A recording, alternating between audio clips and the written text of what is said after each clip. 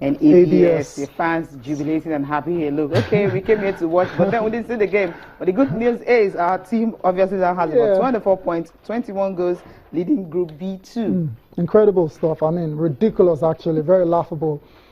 For this kind of situations to still be happening, you know, in 2016, you know, you think when something is at stake as you know, getting promoted into the Premier League, to the Nigerian Professional Football League, you think all hands will be on deck. You think the officials, the authorities will ensure these kind of situations do not happen. But that's where we find ourselves. We find ourselves in a situation where a team didn't show up to play a match. They were there, but they didn't come out, you know, when the referee signaled for them to come out. And that's what we have now, Cecilia. There's not a lot we can say.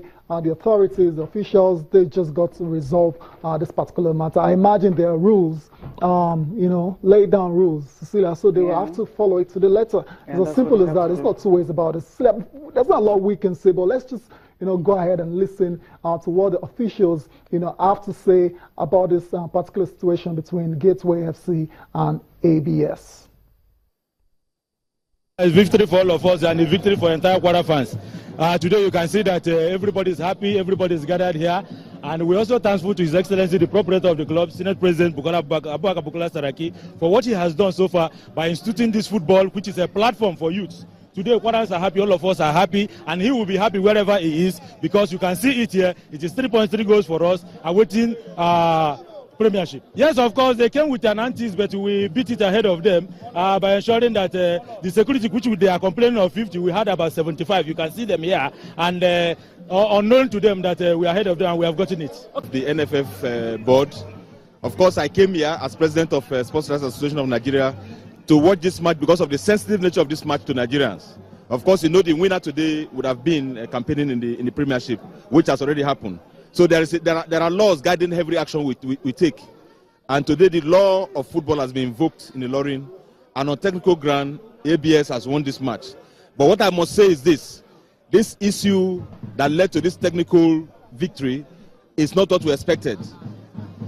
And from what I've heard, the intervention of members of the NFF board, it's the action of the Commissioner for Sports in Ogun State. And I hereby, though we are going to make a very strong statement on this, but this act of indiscipline should be checked so that Nigerian football should get to where we are going to. We've made every effort. We are making sacrifices to see that football develop in this country. And no any particular human being can come and derail the plan of football for Nigeria or development of football. Anybody that is found wanting should be sanctioned appropriately and probably banned so that it will serve as a deterrent to others. The rules are clear. Article 34 is simple there, security. The home team must provide adequate security. And what do we mean by adequate and efficient? 50, they said, the rule clearly states 50, at least 50, minimum of 50. They said they are going to provide 30 regular policemen and 20 mobile policemen, 2 police dogs and what have you. Then we said it should be recorded there.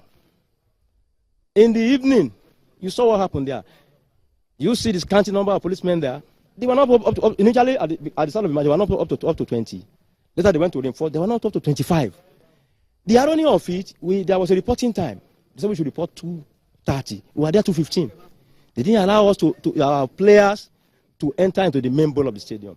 Even our executives that came all the way from Abeokuta, forget about the supporters now. They may not allow them to enter. We know. But what about our executive? We reported to Abuja in the morning that our executives are coming. The governor could be here, the Speaker of the House of Assembly, you know, because these are our financiers. They have to come and see what we are doing there. They didn't allow anybody to come into the stadium for about 1.5 hours. When it was 20 minutes to 4, they now opened the gate that we should go in. Welcome back to Channel Sport this morning. Allegations. Cecilia, we don't know who's actually, you know, telling the truth now. We don't know which one is the real situation. But I know for sure there was a match commissioner in that particular game. So it's going to have to go ahead. Exactly. Submit his report, you know, to the authorities. That's the Nigerian National League. There's a committee, you know, that is actually running that particular league now, you know. So headed by Shea and Kilby. Exactly.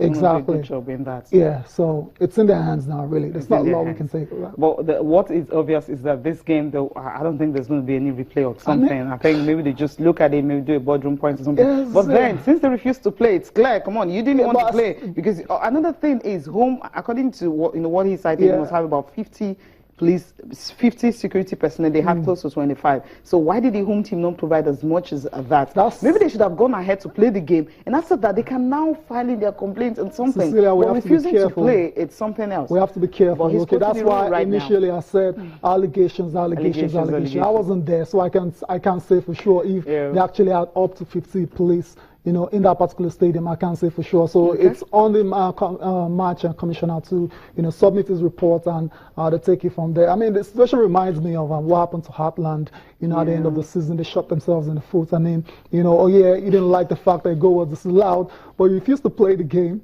And at the end of the day, what happened? You get relegated. So, I mean, come on, the management of this club sometimes, and you just wonder if they know what they're doing. I really don't know, because sometimes, I mean, when I watch United game, I'm sorry I have to go back to that on Saturday, I saw how they tried, you know, the penalty, they got the appeal, and they didn't get that. I was like, what if it was a Nigerian Premier League side? I'm sure the team would have walked out. Because that's the way they say, hey, the referee was actually against us. I mean, even the coach was sent to the stand, another was red carded when he slipped. It wasn't intentional. The game went on and they played. So I keep wondering, why do we do this? Fine, we know referees can be very funny, but just play the game. That's what is important. I mean, maybe just as one of them was reacting to it, if teams are banned and there are sanctions heavily, I'm sure they want to finish the game, no matter what is happening. No matter what, even the referee had to put the ball, take the ball and put it inside the net. Just continue the game and play, because you're walking away, it simply means you've given up. I don't want to play this, so cast away this. So I think ABS, go on your promotion and just enjoy your top flight league next season. It's ridiculous. Like I said, I think the management of this team, sometimes you wonder if they know what they're doing, because look at Heartland, for example. Now, they didn't play the game and they got relegated. I mean, there's a chance they could have played on the game and scored a winner in the 90th minute or something. But they just threw everything away. So what have they gained by not coming out to play? Same thing here as well. So the authorities, is over to you. Resolve this particular situation as soon as possible, so the Nigerian National League can move on. And the rules need to be revised. It's more sanction. I mean, if there's more sanction, you know that you wouldn't want to walk out on the games. Because I just imagine the fact you want to watch your team play and you can't watch them play. Maybe you've even paid, so it can be very, very painful.